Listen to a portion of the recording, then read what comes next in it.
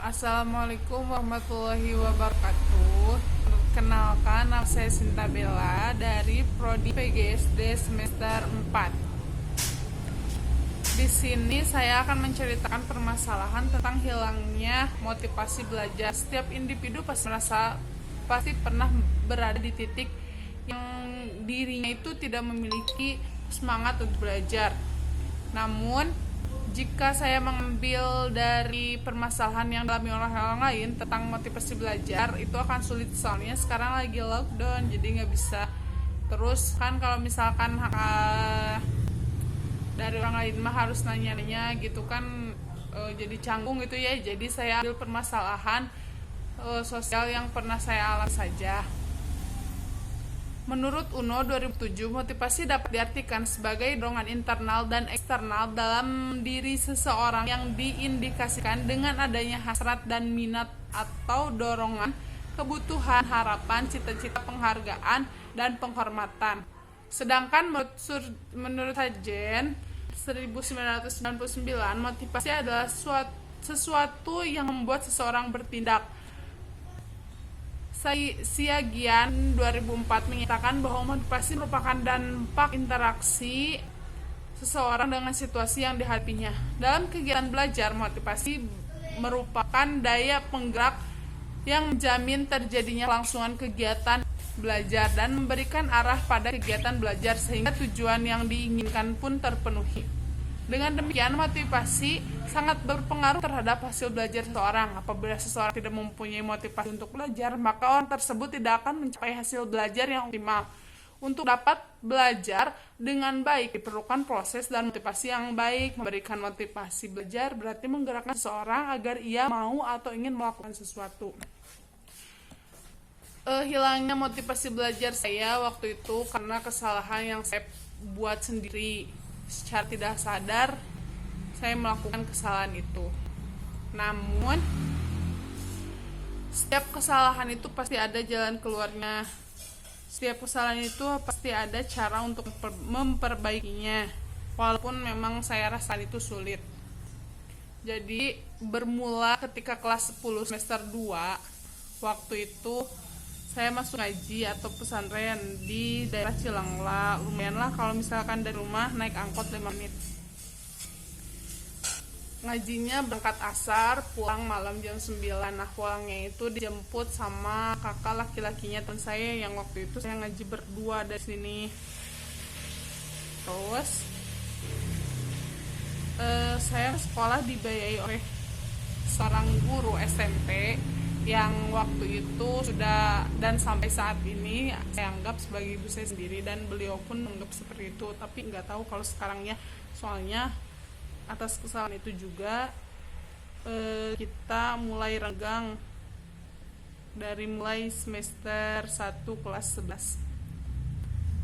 Kemudian ibu itu tidak mengetahui kenapa saya pulang malam dan dibonceng oleh laki-laki.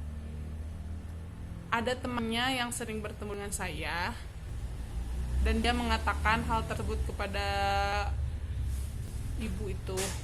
Katanya seperti ini, "Bu, saya lihat anak perempuanmu dibonceng main malam-malam sama laki-laki. Katanya, masa perempuan seperti itu?" Terus setelah itu ibu update status di Facebook yang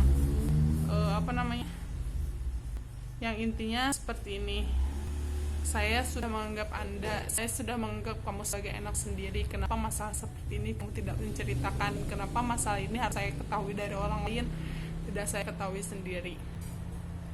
Dari situ ibu bersikap berbeda, dan beberapa bulan kemudian atau satu semester berlalu saya menemuinya dan berkata,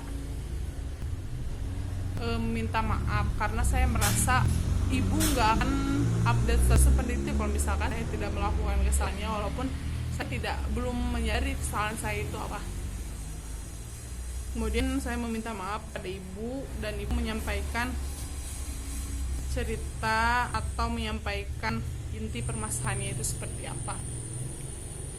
Di akhir ibu berkata seperti itu, "Tak, harus kamu ketahui, Tak, kalau suami ibu itu sama ibu udah mempersiapkan dari mulai kamu supaya SMA sampai nanti perguruan tinggi. Cuma sekarang udah keadaannya seperti ini, maaf ibu nggak bisa bantu kamu lagi.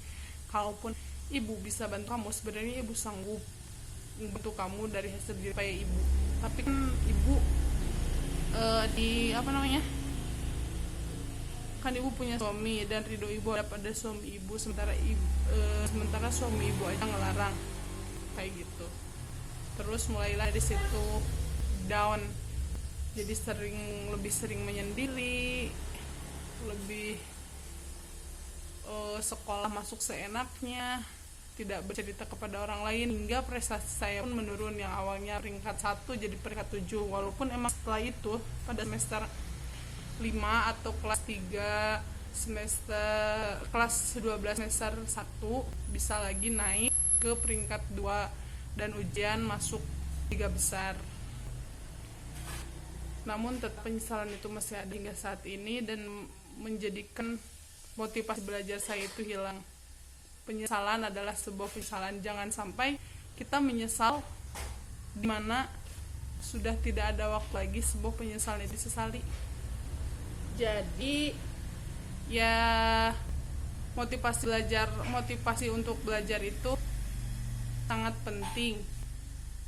Kemudian selain dari hal tersebut, hilangnya motivasi belajar saya adalah dari faktor lingkungan dan faktor keluarga yang memang tidak mendukung saya untuk melanjutkan sekolah tinggi. Kenapa? Karena memang ya istilahnya broken home, tinggal sama orang ibu angkat.